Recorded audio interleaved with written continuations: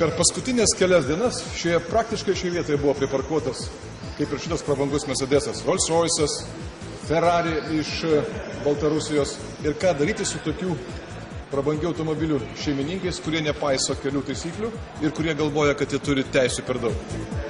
Matyt, tankas yra geriausia priemonė.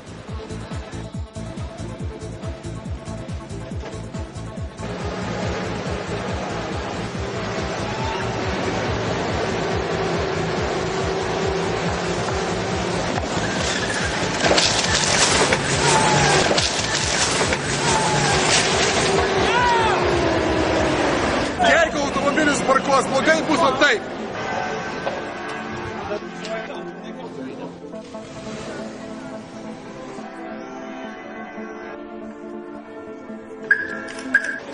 Sveiki, kitą kartą laikykitės kelių taisyklių. Pasistengsiu.